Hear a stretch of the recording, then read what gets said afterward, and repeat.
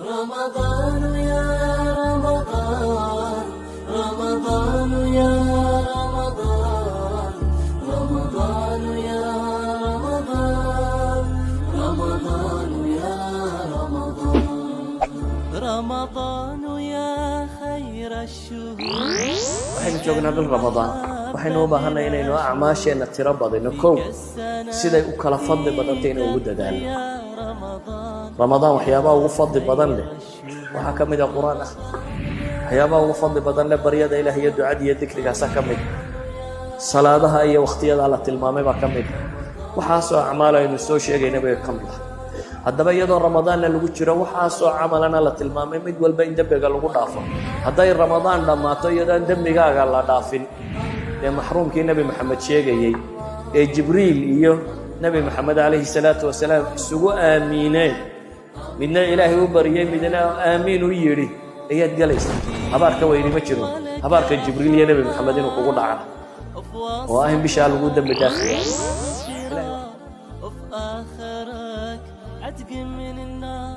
بسم الله الرحمن الرحيم الحمد لله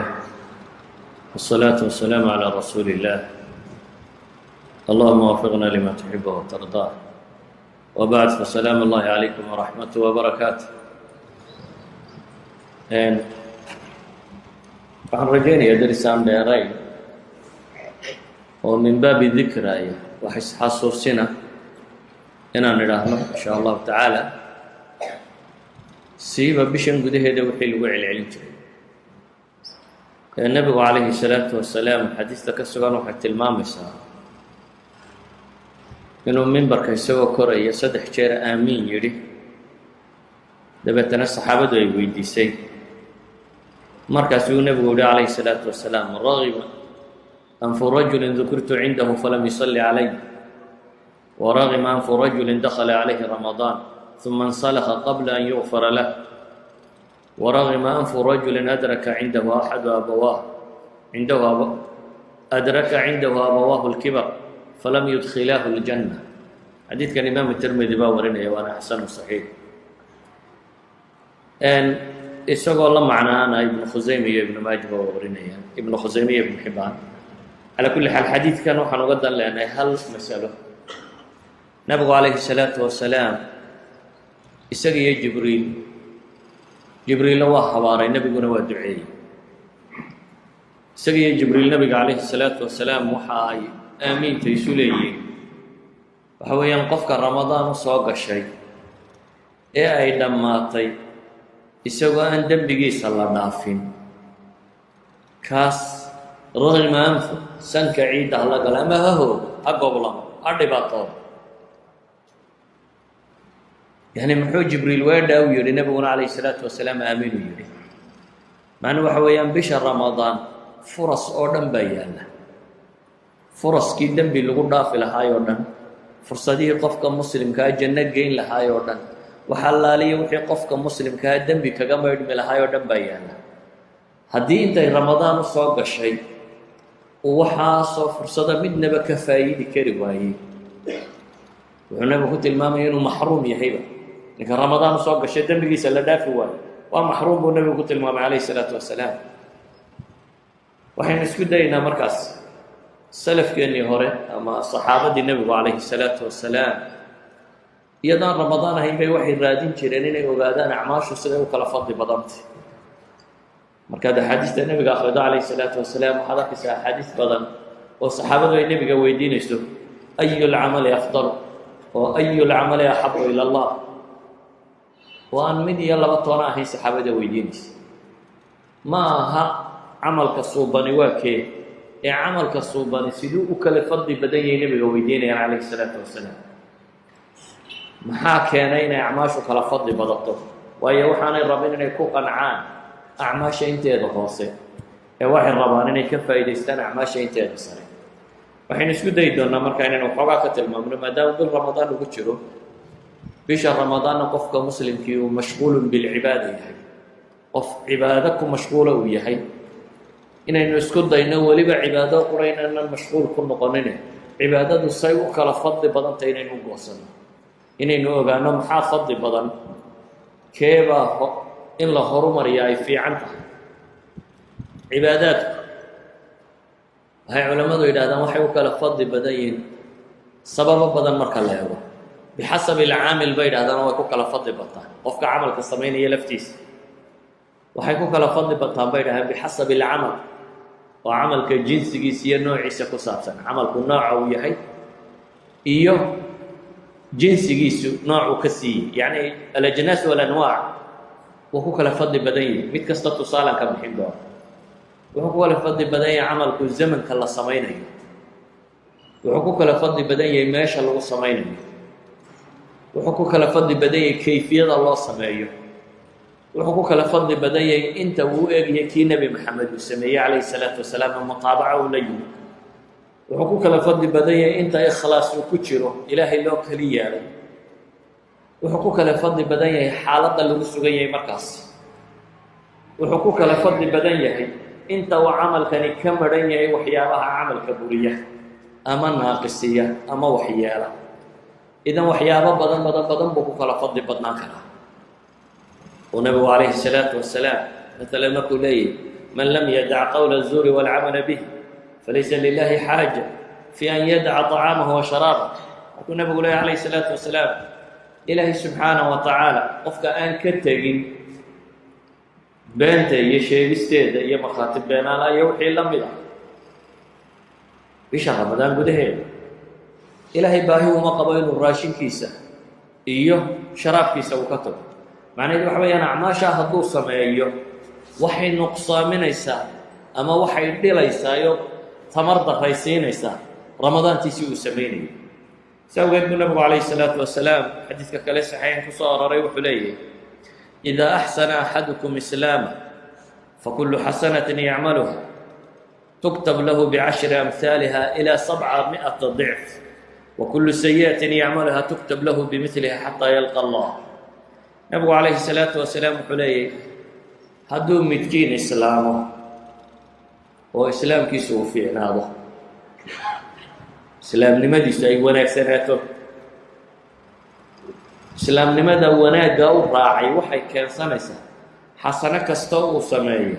10 laab baa loo qoraya ilaa iyo 700 oo jeer ay gaadho 10 laabku waa xasanada qaacidada u dhigan qof kastoo xasano sameeya ilaahay min fadli wuxuu ka siinaya inuu 10 laabo laakiin haddii waxyaabihii camalka fadligiisa badinayay ay la socdaan waxay gaadhsiin karaan xasanadaasi ilaa iyo 700 tobankii intay ka kaxeeyaan ayay waxay gaadhsiin karaan maxay 700 dicf 700 oo jeer in la laban laabo walidaalika ibnu اljawsi raximah اllah wuxuu leeyahay hawaabu اlcamali yaziidu biziyaadati sharafi اlwaqti kama yaziidu bixuduuri اlqalbi wa bikhuluusi اlqasdi camalku buu yidhi hawaabkiisu wuxuu la bataa la koraa waktiga la sameeyey sharaftiisu inta ay leegtahay awqaadku isku sharaf maaha isku qiimo maaha waktiga camalka la qabtay fadligiisa yani awqaadda uu qofku camalka qabay camalku isagoo isku mid ah masalan culimmadu waxay idhahdaan dikriga maalintii la sameeyo qofka muslimkaahi wardiga iyo dikriga uu maalintii sameeyey waxa u fadli badan bay idhaahdaan ka salaada subax ilaa cadceed intay soo baxayso laga sameeyo ama salaada casar ilaa maqribka laga sameeyo labada waqti ee aan salaaduhu joogin aan salaadaa la tukanin dikriga la sameeya wuu ka fadli badan yihi dikriga aad waqti kala samayso walidaalik acmaashu waxay ku kala fadli badan tahay waqtiga ay dhacdo waxay kaloo ku kala fadli badan tahay qalbiga qofku siduu usoo xaadiro waxay kaloo ku kala fadli badan tahay inta uu ikhlaas kugu jiro مثلا إلهي سبحانه وتعالى قرآن كوحو كليه مثل الذين ينفقون في سبيل الله مثل الذين ينفقون أموالهم في سبيل الله كمثل حبة أنبتت 7 سنابل في كل سنبلة 100 حبة والله يضاعف لمن يشاء والله واسع عليم كوى إلهي درتي وحلبحة وحي لم يتعمل كود باليلي كمثل حبة أنبتت 7 سنابل في كل سنبلة 100 حبة حبة هرودا ما قروا ما قليا ما وحلم يداد بيرتي oo dabeetana 7 saabuul ka soo baxday saabuul walbana 100 xabba ku yaal macnaheedu waa maxay 700 oo jeer baa la lama laha haddana ilaahay wuxuu leeyay wallaahu yudaacifu liman yashaa. intaa kadib baa haddana ilaahay wuxuu u sii labanlaabaa cidda uu doono. idan camalku isagoo sadaqo ah ayuu sidaa u kala fadli badnaan karaa. sadaqada waxaa kala fadli badnaysiin karaa ta qarsoon, way ka fadli badantahay ta muuqata hadday tatawuctay, faradka maaha, tatawuca. sadaqada qarsoone qofku aanu dullu su-aal ku dhicin ama aanu ku dhicinin inuu khajilo ama waxaasoo dhamme aanay soo marin ee qarsoodii loogu shubay. imka kuwan yaryaraa isaga shubtaan isagoo kulaba hadal ayuunbaad ka dirtay maxay zaadka iyo wixii la mid ah. waa sadaqa siro adiga aan cidi kula ogeyn, amase si siraad u dhiibtayba iyadaan cidiba ogeyn qofka sadaqada bixiyey qofuu yahay.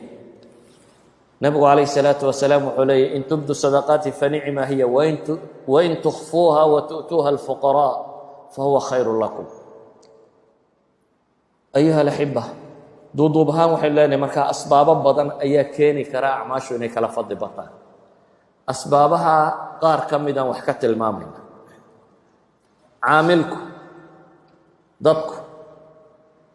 siday u kala fadli badan yihiin baa marar badan acmaashu u kala fadli badnaan karta ay sameeyaan. waayo ilaahi subxaana wa tacaala markuu haweenkii nebi maxamed ka hadlayay waxaa la yidhi yaa nisaءa الnabiyi man yaأti minkuna bifaaxishaة mubayina yudaacaf laha alcadaabu ضicfayn wakana dalika calى اllahi yasiira wman yaqnut minkuna lilahi warasuulih watacmal صaalixا nu'tiha ajraha maratayn waactadna laha risqa kariima ya nisaءa الnabiyi lastuna kaaxadi min الnisaءi in itaqaytuna baa ilahay falaa takhdacna biاlqowl fayaطmaca aladii fii qalbihi marad waqulna qowla macruufa. haweenkii nebi moxamed qabay calayhi salaatu wasalaam waxaa la yidhi haweenka kale lama mid tihidin.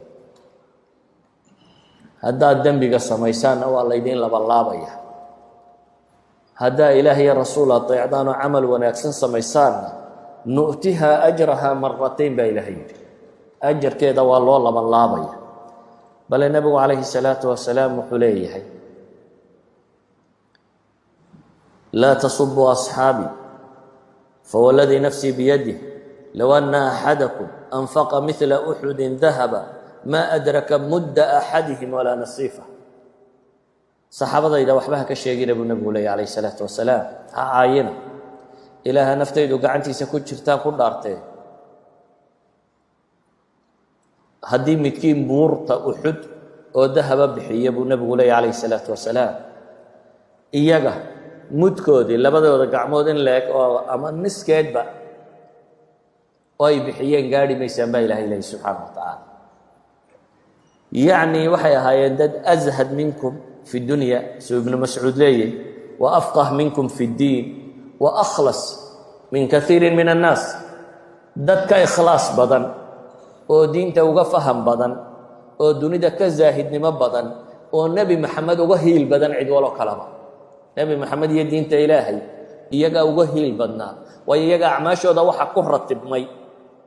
waxa muslim uu camal samaynayo o dhan. yacnii dadkii muslimiintii hore ee islaamkan ilaahay gacantooda ku sugay, ciddii iyaga dabadood ilaahay caabudee diintaa raacday dee ajarkooda ajar la mid ay leeyihin, waayo iyagaa ilaahay gacantooda ku sugay. idan caamilku fadligiisa wuu ku badan karaa camalka la samaynaya. wuxuu kaloo ku badan karaa baynu leenahay camalku jinsigiisana wuu ku kala fadli badan yahay. maalan salaadu dee zakada waa ka fadli badantay, zakadu soon waa ka fadli badantay, waa biictibaari iljins. nooca marka loo eegana waa ku kala fadli badan yahay. maalan salaada faradka ahi dee waa ka fadli badan tahay maxay salaada sunnaha ah. inaad caawi oo dhan taagnaato waxaa ka fadli badan inaad cisho iyo subax jamca haleeshid. cisho iyo subax inaad tukato jamca haleeshid ayaa ka fadli badan waxa taraawiix iyo tahajud la tukanayo dhan. walidaalik acmaashu jinsi ahaan marka hore waa u kala fadli badan yihin, haddana camalka laftiisa ayaa sii kala fadli badan. oo maalan salaada subax ama salaada caadiga ah inaad masaajidka ku tukatay inaad guriga ku tukataa waa kala fadli badan tahay. makaan kaa kala fadli badnaysiiyey. way kala fadli badan tahay inaad imaamka soo haleesho takbiiratulixraamka iyo inaad soo haleelin, jamac inaad soo haleesho iyo inaad soo haleelin. maalan laba qof oo jamaca wada soo tukaday oo midna ragcadi ka tagtay midna allahu akbar markuu imaamku lahaa uu taagnaayo oo allahu akbar ka daba yidhi waa kale fadli badan yihi ka imaamka dabadiisa taagnaayo markuu allahu akbar yidhi wuxuu nabigu leeyahay 40 maalmood haddaad allahu akbar taa gaadhaan shahaada min cindi illaahi lagaa siinaya tilmaamaysa baraa'atun min annifaaq wa baraa'atun min annaar haddaad rabto inaad shahaado qaadatid jahannamo inaad ka xoroobaysida ama munaafaqnimo inaad ka xoroobaysida waxaad u baahan tahay 40 maalmood inaan allahu akbartu kaa horraynin 5 salaadoodba inaad allahu akbarta imaamka la taagnaatid maaha inaad jamaca soo helashid waa inaad allahu akbarta la xidhatid idan acmaashu iyadoo salaad la wada tukaday bay kala fadli badan yihin walidaalika ayuha alaxiba jinsi ahaanna dadku waxa laga yaabaa imika inay taraawiixda aada u ilaaliyaan iyo jamaceeda jamaca faraa'ida aynu ilaalinaaba ka fadli badan jamaca salaadaha faradka ee caadiga aynu ilaalino ayaa ka fadli badan acmaashu waxay u kala fadli badantao kale wakhtiga ay dhacdo zamanka oo zamanka ilaahay ma simin maalan acmaasha la sameeyo maalmaha 10ka ugu horeeya dilxij dee waxa kaloo dhan waa ka fadli badan yihi maalan soonka la soomo iyadoo fii sabiili illaahi aad ku jirto jihaadna raacisay ilaahay wejigaaga 70 khariif 70 dayrood in la socdo baa naarta lagaaga fogaynaya idan zamanka la sameeyey afurku soo maaha wax fadli badan afurkaa kala fadli badan wakhtiga la afuro haddii la dedejiyo way ka fadli badan tahay haddii dib loo dhigo marka cadceedu dhacdaba haddii la afuraa waxay ka fadli badan tahay inaad cabaar iska sugtid oo aad rubuc saac kadib aad afurtid waxaa ka fadli badan cadceedu markay dhacdo inaad afurto ducada la ducaystaabaa kala fadli badan oo ducada adigoo soomana ducaysato ina lisaa'imi dacwa cinda fitri laa turaddu buu nebigu leeyahy calayhi salaatu wasalaam qofka soomani baryuu leeyahay aan la celinin waa markuu afurayo nebigu calayhi salaatu wasalaam wuxuu tilmaamaya 3 aan baryadooda la celin baa jira waa saa'imu xataa yaftur ayaa ka mid ahaa bisha ramadaan acmaasha dhacda wax badan bay ka fadli badan tahay acmaasha meelaha kala dhacda ee caamka maalan cumrada la cumraysta ramadaan nebigu wuxuu leeyahay xaj bay u dhigataa riwaayaadka qaarkoodna wuxuu leeyahay xaj aniga layla xajay bay u dhigataa adoo nebi maxamed la xajay waxaa la fadliya adigoo maxay bisha ramadaan gudaheeda xaja bisha ramadaan gudaheeda lama xajee cimraysta soo cimraysta ayaa u fadli dhiganta maalan nebigu calayhi salaatu wasalaam wuu deeq badnaa laakiin ramadaan lama mid ahayn deeqdiisu bilaha kale kaana rasuulu llahi ajwad annaas wa ajwad maa yakuunu fii ramadaan nebi maxamed calayhi salaatu wasalaam mid deeq badan buu ahaa oo weligii wax la weydiiyey dee nebi maxamed maya ma odhan calayhi salaatu wasalaam mayaba qofkuba odhan qof bini aadam aan qof maya ku odhan ka warran weliba dee haddaad qof qarsoon tahay waxaa laga yaabaa dee 4 qof baa kuu timaada inaad ama 2 qof inaad saragtaan ee labadaa inaad wax siiso qof muuqda markaa taho dadku u soo wada qasdinayaan ka warran qof muuqda maahee ummad madaxweynaheed markaa tahay madaxweynada iyo ummad rasuulkeed markaa tahay khalqigoo dhammi aduu kuu soo qasdinaya iyadoo khalqigoo dhan uu ka mudan yoo muuqdo dadoo dhammi u soo qasdinayaan ayaanu haddana maya weligiiba odhanin haddana hadday ramadaan soo gasho ajwad maa yakuun fii ramadaan wuxuu ugu deeq badnaa nebi maxamed calayhi salaatu wasalaam markay ramadaan joogto idan zamanku wuu kala fadli badan yihi walidaalika ramadaan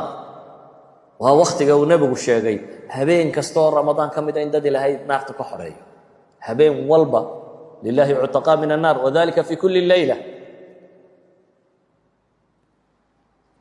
wakhtigu isku mid maaha oo ramadaan 10keeda habeena dambe wuu ka sii fadli badan yahay inta kale 10keeda habeen isku mid maaha habeenka leylat lqadri maxaa aayaddii qur-aan ay sheegaysa khayrun min 1000 shahr 1000 shahr waa imisa waa 83 sannadood iyo bilo 83 sannadood iyo bilo salaadaad tukanaysay ayaa waxaa ka khayr badan salaadaad habeenkaa tukato 83 sannadood duca aad ducaysanaysay waxaa ka fadli badan ducadaad habeenka asiibto 380 sannadood sadaqa aad bixinaysay waxaa ka fadli badan sadaqada aad habeenkan haleesho. idan habeenkani khayrun min 1000 shahr baa la yidhi. 1000 bilood buu ka fadli badan yahay. oo haddii habeenkan aad haleeli weydo, nabi maxamed wuxuu leeyay man qaama laylata qadri iimaanan waxtisaaban gufira lahu maa taqadama min dambi. habeenka laylatulqadriga qofka haleela ee istaaga ilaahay u tukada isagoo iimaanan waxtisaaban samaynaya, ilaahay dartii unuga dan leh iyo maalinta aakhiro u xisaabsanayo, aan dan kale u samaynaynin, dembigiisii hore waa la dhaafaa. man saama ramadaana iimaanan waxtisaaban gufira maa taqadama min dambi. man qaama ramadaana iimaanan waxtisaaban gufira. saddexda xadiis baa soo arooray. ninka sooma bisha ramadaan iimaanan waxtisaaban dembigiisa la dhaafaya. maalmaha kaloo la soomo markaa dee waa ka fadli badantay ramadaan soonkeeda. ninka afuraana dee waa ka dembi badan yahay. ninka ramadaan salaadeeda tukada, salaatuleyl tukada ee habeenkii ooga, dembigiisa waa la dhaafaya. habeenada kaloo dhan aad ogto waa kasoo fadli badan yahay. ninka habeenka laylatulqadriga gaar ahaan isaga sii haleela waa ka fadli badan yahay. xataa habeenku isku fadli ma aha. habeenku qaybtan hore aynu tukanno waxaa ka fadli badan qaybta dambe. qofka qaybta dambe tukada wuu ka sii fadli badan yahay. ثuluثu leyl اlakhiir وبالأسحار هم يستغفرون. qaybtay ku soo aroortay kaanuu qaliila min alleyli maa yahjacuun وبالأسحار هم يستغفرون. والمستغفريina بالأسحار ilaahay ku tilmaamayo waa ka fadli badantay. waayo waa ka nebigu le calayhi الsalaaةu wasalaam ثuluثu leyl اlakhiir baa rabbi yidhaahdaa man yadcuunii faastajiibu lah. waryaa i baryaya waan ducada ka aqbalaa. man yas'alanii faucطiih, weydiisanaya oo aan siiya. man yastakfirunii faakfiru lah, yaa dembi dhaaf doonaya aanu dembi dhaafa. waqtiyadu ma sinna. maalinta jimce waa kasii fadli badantay waqtiga kale. jimco ramadaanna de isaga hadalkiisa badda. nebigu wuxuu leeyahy calayhi الsalaaةu wasalaam fiihi saacatu laa yuwaafiquhaa cabdu muslimu qaa'imu yusalii yas'al اllaha tacaala shayئa ilaa acطaahu iyaah wa ashaara biyadii yuqaliluha. nebigu wuxuu leeyahy calayhi الsalaaةu wasalaam saacad baa ku jirta aanu waafiqin qof muslimi isagoo taaganoo tukanaya oo ilaahay wax weydiista ilaa iyo ilaahay waa siinaya. oo waa saacadee culammadu laba xadiis ay soo arooriyaan, laba meeloodba waa ku tilmaamaan. jumcada markuu mimbarku imaamku saaran yahay ilaa iyo intuu salaada ka baxayo. waxaa kaloo la tilmaamaa wakhtigan aynu hadda joogno, jumcada casarka dabadii ilaa iyo ay ka dhacayso saacad ku jirta. waana wakhtiyada dikriga ugu fiican qofku inuu wardiyo. bacda salaati subx haddaad fadhiisato oo wardidid ilaa cadceedu kaaga soo baxdo oo aad 2 ragcadood tukatid, wuxuu nebigu ku tilmaamaya inay tahay maxay? xajatun taama buu nebigu ku celiyay. waa xaj dhammaystiran baa la yidhi. adoo hadda masaajidka iska fadhiyaad yeelatay xaj. bacda alcasarna isna waa wakhtiga fadliga badan leh. haddaad weliba casar jimce hadduu noqdo saacatulijaabahay culammadu sheegayeen baa ku jira. walidaalika waxaynu leenahay azminada faadilka ah ramadaan oo dhan baa ku jirta in laga faa'iidaysto. jimcayaasha ramadaan baa ku jira in laga faa'iidaysto. bacda salaati subax baa ku jirta in laga faa'iidaysto. ثuluثu leyl اlakhiir baa ku jira in laga faa'iidaysto. qiyaamu leyl baa ku jira in laga faa'iidaysto. leylaة اlqadri baa ku jirta in laga faa'iidaysto. 10 alawaakhir baa ku jira in laga faa'iidaysto. waxaasoo dhanna waxaa lagu wada tilmaamaya ama xaj taama ama cimro u dhiganta xajkii nebi maxamed mid lala xajay u dhiganta, ama dembi la dhaafay ayaa ku soo wada arooray, ama baryo la aqbalay. idan awqaadka faadilka ee nebigu tilmaamay maalinta carafaa ka mid ah. awqaadda faadilka ee nebigu sheegay calayhi الsalaaةu wasalaam waxaa ka mid ah labada aadaan inta udhaxaysa. markuu muadinku aadimo ilaa iyo iqaamada inta udhaxaysa iyaduna waa waqti adducaau laa yurad bayna alaadaanayn aw bayna alaadaani waliqaama fadcu. nebigu wuxuu leeya calayhi الsalaaةu wasalaam xadiidka abu daawuud iyo tirmidi iyo imaamu axmedba soo saareen, sheekh albaanina saxiixa ku tilmaamayo ducada lama celiyo labada aadaan dhexdooda. labada aadaan waa iqaamada iyo aadaanka. nebigu calayhi الsalaaةu wasalaam hintaani laa turaddaani aw qallama turaddaan adducaau cinda الnidaa wa cinda alba's xiina yalxamu bacduhum bacda. xadiidkanna wuxuu kaloo sheegayaa nebigu baryada inaan la celinin ama ay yarta inta la celiya marka aadaanku dhaco iyo marka jihaadka lagu jiro. waxaa kaloo ka mid ah waqtiyada ducadu ay fiican tahay salaada dabadeed. salaada dabadeed lababa culammadu way ku fasiraan. qole waxay yidhahdaan waa marka aad dhammaysato ataxiyaadka inta aanad salaamo naqsan. marka aad ataxiyaadka dhammaysato inta aanad salaamo naqsan. culamada barh kalena waxay qabaan waa marka salaada aad dhammaysato kadib haddaad ducaysato. yacni ducaa imaam la sugaa ma jirto oo aan dadku dareeraynin ilaa iyo imaamku uu duceeyo mooyaane, laakiin waa waqti aad iska ducaysan karto. waana waqtiyada ducadu fadliga badan tahay. nebigu calayhi salaatu wasalaam waxaa lagu yidhi ayu ducaai asmacu, ilaahay rasuulkiisiiyow, xadiiska tirmida warinaya waana xadiis xasan asuu sheekhu sheegaya albani, ayu ducaai asmacu, duco teebaa loogu maqal badan yahi, rabbi wuu ajiib badan yahi. wuxuu nebigu ku yidhi jawfu leyli alaakhir wa duburu salawaati almaktuubaat, habeenka bartanka xaggiisa dambe, habeenka xaggiisa dambe iyo salaadaha maktuubaadka ah gadaashood buu nebigu yihi calayhi salaatu wasalaam. walidalik buu nebigu waa kii saxaabiga u tilmaamayey mucaad ibnu jabal, wallaahi mucaada waan ku jecelahay buu nebigu ku yidhi calayhi salaatu wasalaam. ninkaa uu jecelya uu u dhaartay inuu jecel yahay buu wuxuu ku yidhi ha ka tegin salaad walba dabadeeda inaad tidhaahdo allahuma acinnii calaa dikrika wa shukrika wa xusni cibaadatika, inaad tidhaahdo salaadna dabadeeda ha ka tegin. acmaashu waxay ku kala fadli badan tahay ayuhalaxiba meesha lagu sameeyo. oo acmaasha maka lagu sameeya waa ka fadli badan tahay acmaasha meel kale lagu sameeyo. salaada xaramka lagu tukadaa waa 100 kun oo salaadood, yacni 56 sannadood waxaad tukanaysay hal midoo aad maka ku tukata baa u fadli dhigantaa. hal midoo aad maka ku tukanto ayaa u fadli dhigantaa. idan maki waa ka fadli badan tahay, madiine waa ka fadli badan tahay oo 1,000 salaadood bay u dhigantaa salaadeedu. masaajidkii nabiga calayhi salaatu wasalaam haddaad ku tukato. masaajideennani waa ka fadli badan yihiin suuqyadeenna iyo guryaheenna oo 27 darajo ama 25 bay ka badan tahay. haddaad jamaca masaajidka kula tukato ta aad guriga ama suuqa ama dukaankaaga ama hudheelkaaga ku tukatid waxaa ka fadli badan 27 jeer ama 25 jeer ta aad kula tukato masaajidka. bale intaad u soo socotaba khudwo kastoo aad soo dhaqaajiso, tallaabo kasta, wuxuu nebigu leeyahy calayhi salaatu wasalaam idaa tawada'a fa axsana alwuduu uma kharaja ila almasjidi laa yakhrujuhu ila asalaat lam yakhtu khutwatan ilaa ruficat lahu biha daraja waxuta canhu biha khati'a faida salla lam tazil almalaa'ikatu tusalli calayhi maa daama fii musalaa allahuma salli calayh allahuma arxamhu walaa yazaalu axadukum fii salaatin man tadara salaa buu nebigu. salaadaad gurigaaga masaajidka ku tukataa 25 bay dheertay taad guriga ama suuqa ku tukato. hadduu midkiin weysadiisa wanaajiyo oo masaajidka u soo kaco isagoo aan dan kala lahayn, tallaabo kasta uu soo qaado dan baa lagaga daadiyaa, darajana kor baa loogu yeelaa. markuu soo galo masaajidka hadduu tukado malaa'igtaa u ducaysa, inta meesha uu ku tukaday uu fadhiyo malaa'igtaa u ducaynaysoo leh allahuma salli calayh, ilaahayow kan u naxariiso, dembigiisa dhaaf, malaa'igtaa ugu ducaynaysa. qofkii nebigu yidhi inta uu salaad sugayana salaadunbuu ku jiraa. haddaad casar markaad tukatay fadhiisato aad tidhahda maqrib baan sugaya, intan aad fadhido salaad baad ku jirtaa.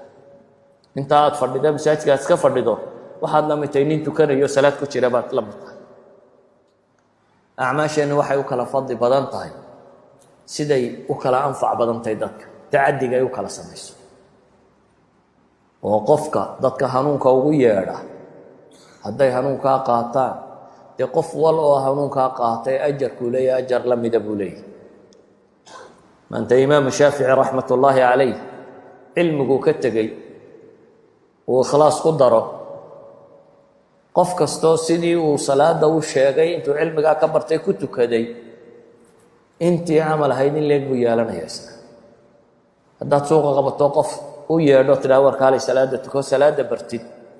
qofkaasi intuu salaad tukanayo tiisi isagu uu leeyahay, adna in leeg baad la leedahay. intuu salaad tukada in leeg baad leedahay. idan acmaasha tacadiga acmaasha gudubta way ka fadli badan tahay acmaasha aan gudbin. walidaalika bay culimmadu waxay dhahaan faraa'idda marka laga yimaado maxaa u fadli badan sunanka? alcilmu bay yidhaahdaan. maxaa ku xiga? aljihaadu. maxaa ku xiga? addikru bay yidhaahdaan. culimmada qaarkoodna khilaaf bay geliyaan oo way isweydweydaanayaan. yacni waa acmaal tacadida kuwa kani, saa daraaddeed baa laga horraysiiyey dikriga inay ka fadli badan yihin. kayfiyada loo sameeyaa kala fadli badnaysiin karta. oo nabigu calayhi salaatu wasalaam ama qur-aankaba ilahay wuxuu leeyahy qad aflaxa almu'minuun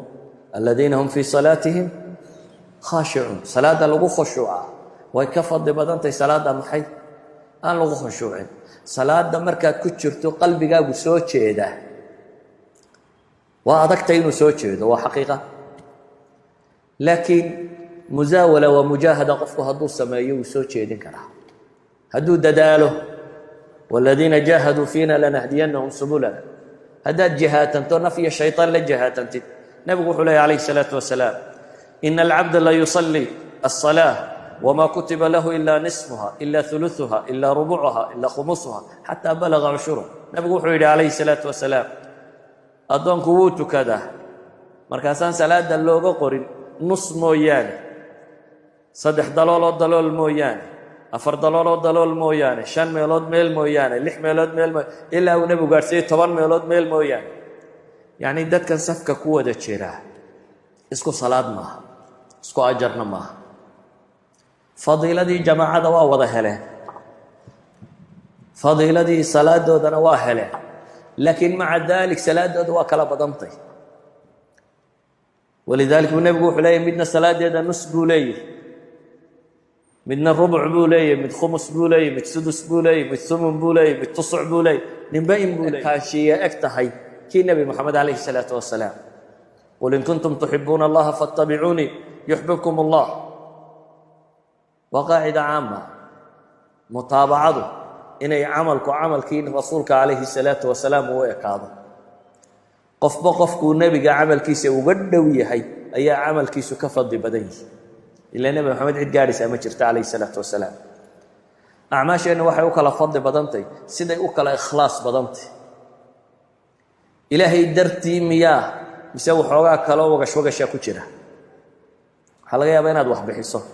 faqiirku aad ka naxday aad u siisay ilaahay dartii. mararka qaarna waxaa laga yaabaa inaad aan lagu sheegaba u bixiso. mararka qaarkood waxaa laga yaabaaba inaad u bixiso bariyaad ceeboobina iska sii wax ilaahay dartii kaama aha, laakiin si xun buu kuugu dhawaa wariyaad ceeboobin ubaad tiri dadka dhexdooda iska jeedi gacantuunbaad isaga faafisay. niyadaad wax ku bixisaa intay leeg tahay baa waxa ku xidhan camalka aad samaynayso iyo noocu yahay. walidaalik kullamaa cibaadadu ay ka fog tahay mubtilaadka dib baan ka sheegi doonaaye way ka aqbal dhowdahay ama way ka koraysaa. kullamaa cibaadadu nabigu calayhi salaatu wasalaam wuxuu inoo tilmaamay xataa niyadu hadday khaalisnimo tahay in lagu gaadhi karo xataa camal aanad samaynin. niyadu hadday sarrayso oo aad mukhlis tahay xataa camal aanad samaynin inaad gaadhi karto. isagoo nebigu jihaad tegey oo soo socda soo noqday oo weliba uu ahaa jihaadadii ugu adkaa, ghaswatu tabuuk wakhtigan arbiciinadu ka dhacan khaliijka baa la baxayay kulayla oo naftu dad ka baxayso, ayaa rag saxaabada ka midi waayeen waxay fuulaan iyo waxayna iyagoo ooyayay hadheen. markuu nebigu yidhi waxaan idinku qaado idinma hayo. dabeetana markuu nebigu soo socday buu wuxuu yidhi inna bilmadiinati la aqwaama, magaaladii madiine rag baa jooga aynan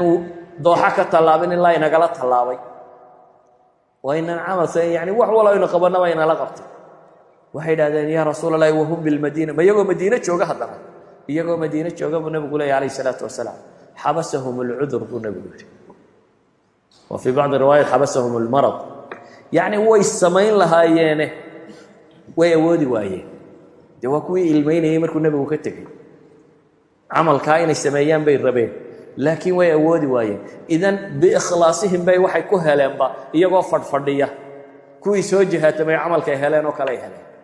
iyagoo aan meel laba u bixin. acmaashu waxay ku kala fadli badantahe wakhtiga ay dhacdo mooyaane xaaladda ay ku dhacdo. xaaladda maxaynu uga jeednaa? maalan xaalad loo baahan yahay ilaahay qur-aanka wuxuu ku leeyahay aw itcaamun fii yowmin dii masqaba baa la yidhi ku wax bixiyey quudiyey miskiin ama agoon maalin quudiyey maxay maalin dee dadku dhulka ku nabayo gaajo ay jirto dee isku mid maaha markaad baahan tahay waxaad hesho adoon 3 casho wax cunin ninka koob shaaha kuu shubaa koobkaasi miyuu la mid yahay adoo dheragsan koobka lagu shubay laba koob oo isku mid maaha markaad qaxdeen baadiyaad joogteen ninka bariis cad ku siiyey dee bariiska cad uma dhigmaynin hilibgeela maanta hargeysa lagu cuno waayo waad ka baahi badnay idan xaaladda lagu sugan yahay na camalka way waxbay ku kordhisaa ولذلك النبي عليه الصلاة والسلام عليه العبادة في الهرج كهجرة إلي marka dadku istilaan u leeyahay waxba la kala garan waayo qofka isagu iska cibaadeysta cibaadadaas waxay u dhigantaa buu nabigu leeyahay hijra aniga leeyso hijrooday fitanka iyo dagaalka iyo badiya baas iyo waxa inta iskaga baxo isagu iska laazima cibaadadiisa cibaadadaas waxay u dhigantaa buu nabigu leeyahay ka hijratin ilay hijra aniga leeyso hijrooday ama nabigu عليه الصلاة والسلام tilmaamaya bada al-islam ghariba wa sayaudu ghariba fatuba lil ghuraba abu nabi islaamku gariibnimo ku bilowday gariibnimada hore raggii joogay waataynu way ka ajar badan yihiin amaashoodu ku wada gariibnimada ku dambe kuwa joogaana hadii ay amalkii kuwaasi la yimaadeen oo kala la yimaadaan iyana uu fadli badan yahay walidaalika nabigu wuxuu ku tilmaamay 50 minkum ajrkood bay leeyihiin markaasay saxaabadu yiraahdeen saxaabadu nabigu wuxuu leeyahay qaar xagga dambe jooga 50 minkum la ajr noqon doona markaasay yiraahdeen ya rasuulullaahi say ugu jirtaa masaladu markaasuu wuxuu yiri idinku cid idinku caawisa dawladda islaamiga ah waxba markan dhisano waa xooganahay laakiin kuwaasi waqti aanay waxba haysanin oo meel lagu gaaloobay oo balaaya ka taagan tahay bay diinta ku mintideen waxay la mid tahay buu nabigu yiri diinta ay haysteen qof dhuxul daba haysta dhuxul intaad xijin kartaa dhuxul gacanta lagu saaro intaad adkaysan kartaa kuwa waqtiga jooga akhru zamaanka noocaas iyo cibaadada hadana ku dhagay waa kuwa dhuxul daba haysta bay la mid yihiin buu nabigu tilmaamay alayhi salaatu wasalaam idan xaaladda cibaadada lagu sameeyay iyaduna wax badan bay ka badashaa oo mesela cibaadada ninka dhalinyarada sameeya cibaadada odayga way ka fiicantahay soo saama ogidin dhalinyarada shaab nasha fi ibadati llahi bu nabi alayhi salatu wasalam odayga dambiga lagu sameeya mesela zinada odaynimada lagu sameeyana way ka dibadantay zinada dhalinyaranimada lagu sameeyo ولذلك النبي عليه الصلاة والسلام وحليه 3 لا يكلمهم الله يوم القيامة ولا يزكيهم ولهم عذاب أليم صدح قيامها إلهي لما هضمه وما طاهريه وعذاب كل البيلي صدح ذا روامحي وصدح قف وحي اللي قفل لي وحانه الليل نبي وحليه شيخ زان ودي زينيستي ودي لو صنيبا اللي قفل لي يينو دمرka u arko carruurtiisa iyo hablihiisa iyo kale inay la mid tahay yeenu dhowr sanaadaan laga filay shahwa eridaana ma hayso walidaalka isagoo daadaasa haddana hadii loo taag waayo taasi kuwaan aakhira guuleysanayn buu ku jiraa shaykhun zaan buu nabigu yiri wuxuu kaloo nabigu sheegay alayhi salaatu wasalaam wa'ailun mustakbir buu nabigu yiri midaan faqiiro waxba haysano kibray denin dawlad haysta iyo madaxa iyo lacag la iyo kuwa kibirka waa laga filayaa فقير هدو كبره كور نما waxba haysan haduu kibro isqaado kaasina waa waxaan loo filayn kan waa laga yaaba nabigu ilaahay quraanka waa ku tilmaamaya kalla innal insana la yatgha Allahu istaghfar tinaadan waa qooqaba ilaahay waa kibra markuu arko isagoo kaaftoomay isagoo amarkiisa wuxuu yiraahdaa la fulinayo ama wuxuu doono sameyn karo lacag haysta laakiin midaan waxba gacantiisa ku jirin oo faqiir haduu kibro kaasina waa mid subxaanallah idan waxa la tilmaamaya waxa cagsigiisa inuu yahay acmaash haday ka madnaato mubtilaadkana way ka fiicantahay acmaashii nawaaqista iyo mubtilaadku la socdeen yaa ayuha alladina aamanu la tubtilu sadaqaatikum bil manni wal adaba ilahi kuwa iimaanka laga helayo sadaqooyinkiina ha ku burinina bil manni wal adaba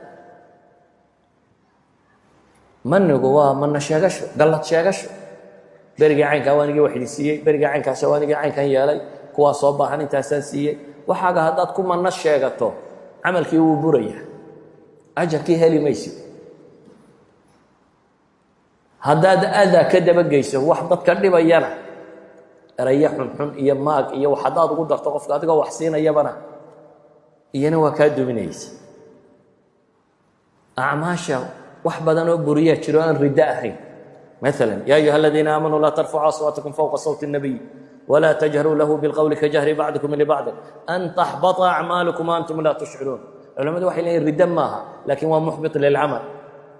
مثلا salaadii casare laga tegey waa kii nebigu tilmaamay maalintaa camalkeeday burinaysaa riddo maaha bay leeyihiin qolada aan qabta inaanay tarku salaa inaanay kufri ahayn mid iyo laba haddii laga tago inaanay kufri ahayn qolada qabta waxay leeyihiin riddadii maahay waxa weeyaan maxay